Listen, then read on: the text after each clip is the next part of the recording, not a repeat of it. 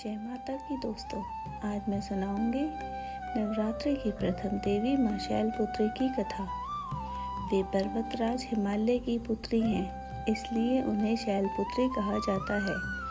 अपने पूर्व जन्म में वे सती थीं, जिन्होंने यज्ञ में आत्मदाह किया और पुनः जन्म लेकर पार्वती बनी।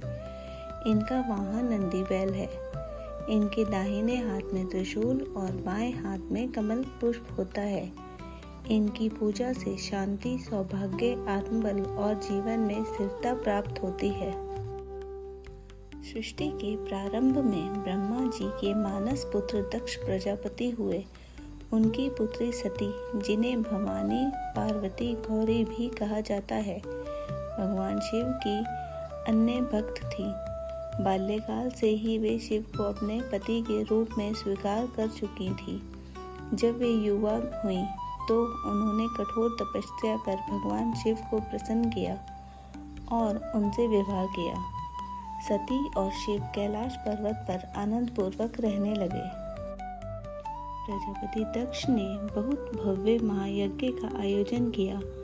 उन्होंने सभी देवताओं और ऋषियों को बुलाया, लेकिन अपने दामाद भगवान शिव को आमंत्रण नहीं किया, क्योंकि वे शिवजी के तपस्वी रूप और भस्म भूषण स्वरूप से असंतुष्ट रहते थे। जब सती ने देखा कि उनके पिता ने यहाँ इतना बड़ा यज्ञ हो रहा है, तो उनका मन वहाँ जाने को हुआ। शिवजी ने कहा, बिना निमंत्रण के जाना उचित नहीं है। वहाँ तुम्हारा और मेरा अपमान हो सकता है। परंतु देवी सती नहीं मानी। उन्होंने कहा, पिता का घर अपना ही घर होता है। बेटी को वहां जाने के लिए निमंत्रण की आवश्यकता नहीं होती। यह कहकर वे पिता के यज्ञ में चली गईं। यज्ञ स्थल पर पहुंचकर सती ने देखा कि वहां भगवान शिव का कोई स्थान नहीं रखा गया है। यहाँ तक कि यज्ञ में उनके नाम का आवाहन तक नहीं हुआ था। दक्ष प्रजापति ने सार्वजनिक रूप से भगवान शिव के लिए अपमानजनक बातें कही। अपने प्रिय पति का अपमान देखकर सती का हृदय आहत हो गया। उन्होंने क्रोध और दुख में आकर कहा, जिस पिता ने मेरे पति का अपमान किया, उस पिता के शरीर से उत्पन्न इस देह को धारण करना मेरे लिए लज्जाजनक है। यह कहकर उन्होंने यज्ञ अग्नि में आत्मदाह कर लिया। सती की मृत्यु का समाचार पाकर भगवान शिव क्रोधित हो उठे। उन्होंने अपने गणों को भेजकर यज्ञ का विध्वंस कर दिया।